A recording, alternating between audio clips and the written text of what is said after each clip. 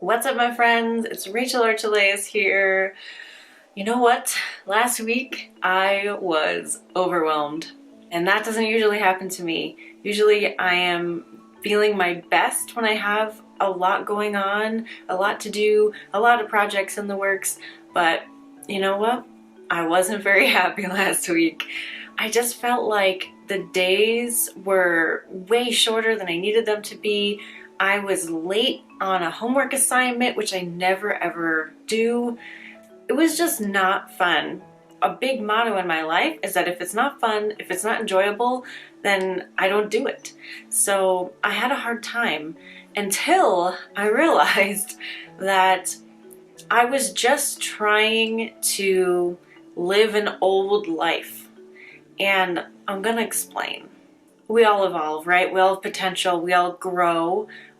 Whatever we're doing right now, perhaps, is in an effort to grow and be somewhere else. Eventually, we're going to be able to live a different life, right?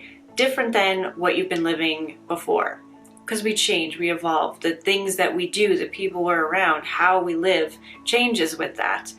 And so I had created this new life, this new existence, this new capacity. And I was still trying to live my old life too. So I was still trying to do all the other things that I was doing before while looking and wanting to be exclusively here. What do I mean by that? I was just finding that I wasn't getting anything pleasurable done, really. Even the things that I really enjoy doing, I wasn't enjoying while I was doing them. They were creating a lot of stress. I was just picking up on all the negative things that I possibly could, and even getting stressed out on like not having enough time to do things. So usually, let's say writing an email to a customer would have been really fun. Last week, it was making me feel tense and tired and not good. It wasn't even necessarily what I was doing was giving me the anxiety. It was just I was in anxiety doing the things that normally make me happy. This is what I really wanted to be doing. You know, part of the reason that I was overwhelmed and behind is because this cat showed up in my life and it didn't want to go home. And so I just kept going down and sitting on the porch and letting it take a bath on my lap, and it was the best thing ever. I have definitely found that regardless of what's happening in my life, if I'm choosing what feels best to me, that is the right way to go. And I'll give you a little example. I could give you many, but I'll give you the latest one, my screenwriting career. When I was living my life back in my teens, early 20s, I was like, this is a TV show. My life is a show. So the momentum started way back when for this. A couple of years ago, I wrote a treatment, an outline, and I thought that would be enough to pitch it, and it could be, but I really felt like if I get this sold, I want to be competent enough to be in the writer's room and to actually work on the show. And I didn't know anything about screenwriting. I decided to take some time before going and selling and pitching to actually learn how to write that way. And it's been an incredible year. I've loved every moment of it. Great. What was your personal impact score for Brenna and the movie that played your head and the experience that you had, subjectively speaking, living through that event, living through that experience with the character, scale of 1 to 10? How terrible was it for you subjectively to live through that experience? 10 horrors, 1 I'm finding now that I'm getting ready, now that I know how to rewrite my pilot, now that I know how to pitch, now that I have connections because of the teachers that I've studied under this year, the right executives and the right agents are actually landing in my lap. Like, this just happened in the last week. I was in a meeting with an executive who's looking for like modern horror for exactly the right place that my show would do well on.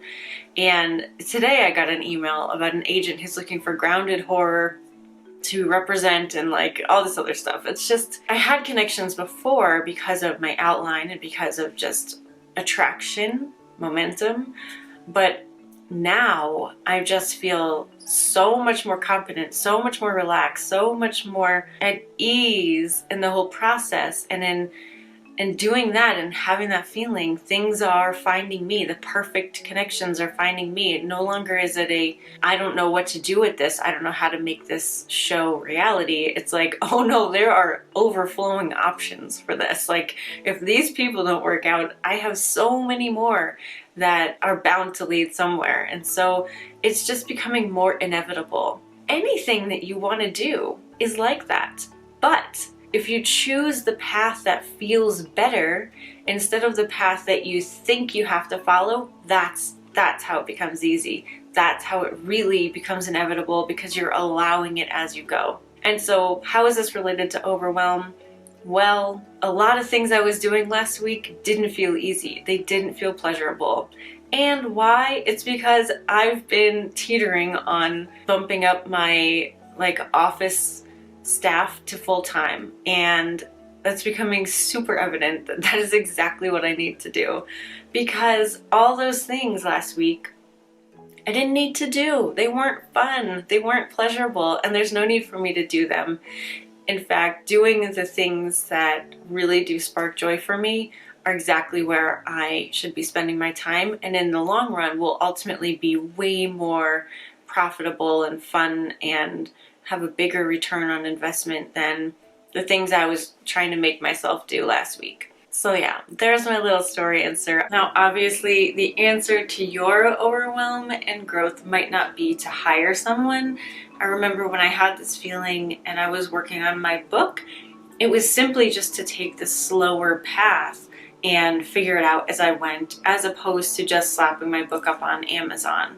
So it doesn't mean it has to cost more. It doesn't mean you have to know people. It just means follow that path that feels more relaxed, it feels better to you, and don't judge that as a cop-out, because that's really where our minds tend to go. Oh, I'm being lazy. Oh, I'm procrastinating. I just want to do it this way for selfish reasons. No, it's because you're actually listening to the energy. You're listening to your higher self. Delegate what you can, get out of obligations when you can, if you can, of the things that aren't feeling good. But obviously, do it at your own pace. You know, you are where you are for a reason. If you still have to go to a job that you don't like, that's okay. Try to make the most of it and try to save enough energy for yourself to actually do the thing you want to do. If you have to write early in the morning or late at night or on your lunch break, do that, because the more you do, the more energy you'll actually refuel yourself with, because when you do things that feel good, they add energy into your life. When you do things that don't feel good, it drains you more. So it can be hard to start doing the things that feel good when you're tired all the time. But if you can start in any way you can, 1 minute at a time, it really does add up, and it makes it a lot easier to turn that momentum around from mostly not liking what you've got going on to mostly liking what you've got going on. And that makes it a lot easier to feel when you're overwhelmed, to feel when it's time for another upgrade. So, hope you enjoyed this video.